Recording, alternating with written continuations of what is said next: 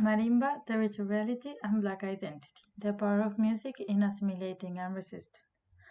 So this research is part of my dissertation of the Masters in International Education and Development from the University of Sussex, and it was motivated by my personal fascination of music. The question I wanted to ask is how Black communities in the Pacific coast of Colombia have countered the institutional abandonment and how these expressions of popular culture have framed processes of reparation. I want to see music, the dual face of music, as a way of unmake and to remake hegemony. So music has this dual face, as I was saying. On one hand, it challenges the hegemony, raise claims, and it's an open to diversity. However, it reproduces stereotypes. Those claims raised on the music normally are assimilated by the market, and they open to diversity. It's a limited criteria of diversity, so not everything is accepted as diversity. I want to focus on the Ghana case study, which is the Petronio Álvarez Festival, a music festival in Cali, in Colombia. And I want to analyze those tensions of music visible through three different elements. The first one is the link between race and territory. The second one is the contingency of tradition. And the third one is Blackness as a cultural identity. This is basically an analysis of the lyrics, of the place of the music in society, and I base myself on interviews and desk review and obviously the music. So why music and education? I think there's a great potential in integrating music and education to understand education beyond schooling, because I feel that education has been quite apart from the social sciences in general, and particularly from cultural studies, social analysis of music. And I think there's a great potential in understanding music as a powerful way of socializing. And on my personal opinion, the education purpose is to socialize communal values and knowledge. So I think that encouraging new pedagogical tools to potentiate the role of music can enhance both fields. Because for me, music empowers communities, transmits messages, propels sense of identity, and particularly in Colombia, music has been and is an alternative to violence, and it's been used as a reparation of the social fabric in many contexts. So, as I was saying, this is a social analysis of music. It's not a musical analysis. I'm not a musician. And you can see on the presentation there are some quotes are part of the music. I analyzed them of the lyrics.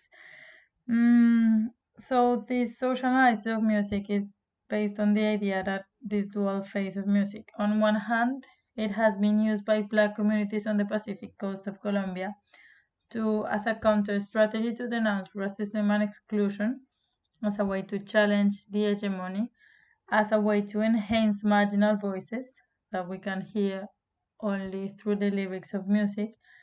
And there's a power of in music beyond leisure and amusement. So music understood as something more powerful.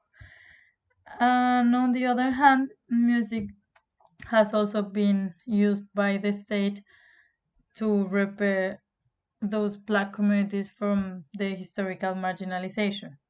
And I want to understand reparation on the 4Rs framework, which includes redistribution, recognition, representation, and reconciliation by Novelli, Cardoso, and Smith.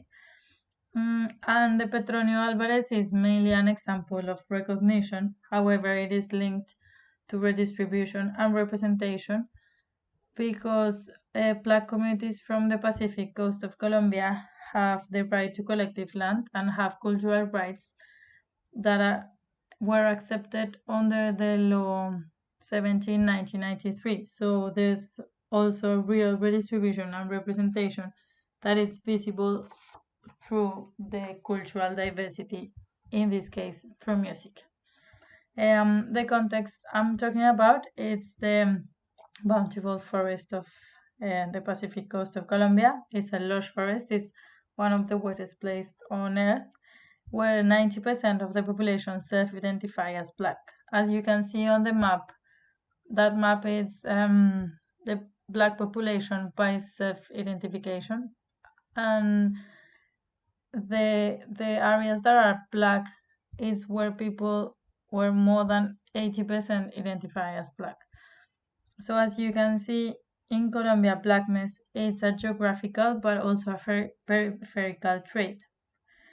However, in 1960s, there was a mass urbanization, and the realities as the picture in the middle, that is the Pacific of Colombia, became more similar to the picture in the right, which is Agua Blanca in Cali, where there are new claims. Well, most of the Black communities are living in similar situation to the picture on the right in city slums than on the Pacific.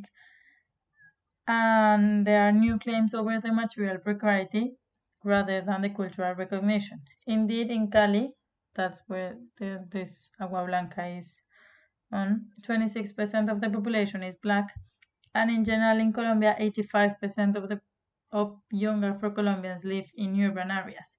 So in Cali, most of them live in Agua Blanca, where on average it's a blacker, less healthier, poorer, and more affected by the violence than the rest of the city. The Petronio Álvarez was born in 1996. It promotes inclusion and diversity, but the particularities are shared under a certain criteria of recognizable identity. So not everything and not every music from the Black communities is accepted on the Petronio. So there's specific traits and specific music that is accepted as culturally, as traditionally. And the Petronio is possible through the multicultural discourse that is defining the nation since 1991, since the Constitution. But there's also a national and international context of the Petronio Álvarez. On one hand, there's the Law 70, well, the Constitution, the Law 70, the creation of Ministry of Culture in 1996, but also internationally, the Durban Conference in 2001, which is the World Conference Against Racism, and the United Nations International Decade for People of African Descendants, that is now from 2015 to 2024. So as I was saying, there are three elements through which those tensions are visible. The first one is the territory and race, that are scenarios for stereotyping and also for resistance. It's important that for these communities, their identity is based on the relationship with the territory and defined through the belonging to the land. The Law 70 in 1993, as I was saying, recognized the collective land, and effectively over 5 million hectares of collective land were distributed, as it's visible on the map. All those are the territories distributed, but it's also racial stereotypes are linked to environmental characteristics. So the land is at the core to recognize cultural differences and Blackness, but also racial stereotypes and inequalities are linked to the characteristics of the Pacific forest. This is what Claudia Leal defined as racialized landscapes that has a historical trait since the 19th and 20th century, where the economy was based on the racial division of labor, and also under the discourse of moral topography, in which each race was connected to certain activities and framed in a specific environment. In other words, there was the belief that each race has its own environment.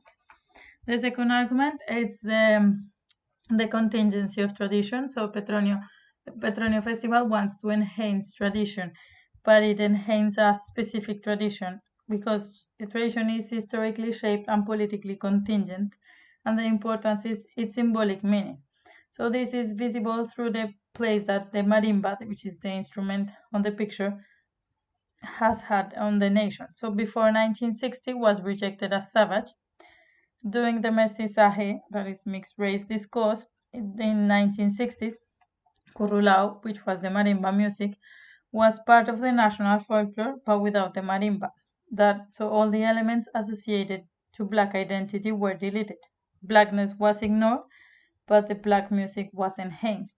And on the multicultural discourse in 1991 onwards, there is the acceptance and enhancement of marimba, but as an unalterable image of blackness. So now the marimba is recognized, is indeed a UNESCO part of UNESCO heritage, but all the music produced by those communities living in places as Agua Blanca, like hip hop, are denied. So there's like an openness to certain diversity, but a closure to everything else. And the hip hop, for example, has the new claims over the material precarity. It raises awareness and is an alternative to violence.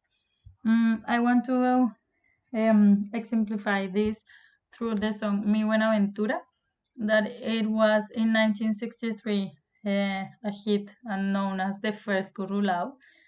And also there's a cover, a recent cover of this same song. And I want to show you the difference because in 1960s it became a hit, but on the without the marimba. So there was the no marimba in it, as I was saying. So Currulao was enhanced as part of national folklore, but without the marimba. This is the song.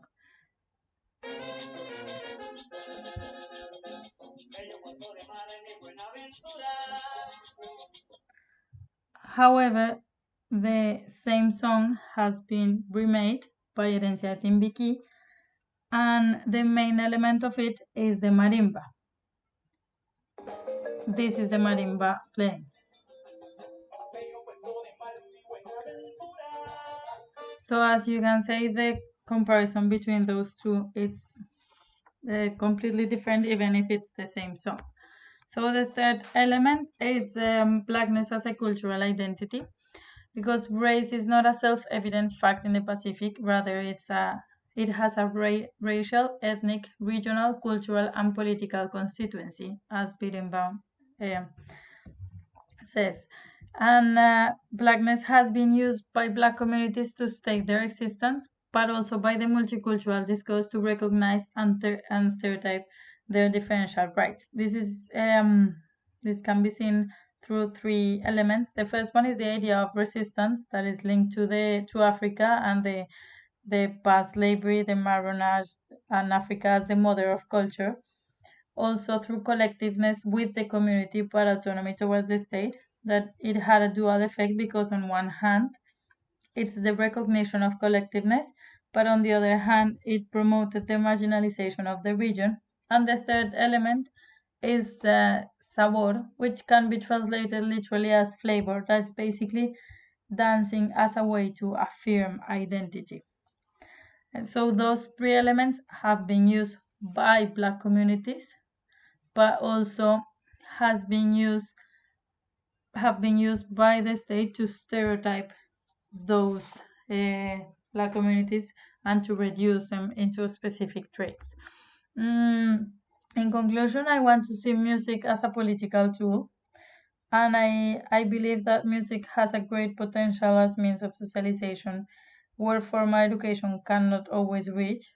So it's important to explore its power beyond leisure and to promote new forms of inclusion through music. Also, I want to acknowledge that the multiculturalism constitutes an opening to cultural, racial, social diversity, but it is still through stereotyping diversity. So there's a need of a real recognition. And I believe that music gives us the possibility to hear new voices that are often ignored. Thank you very much.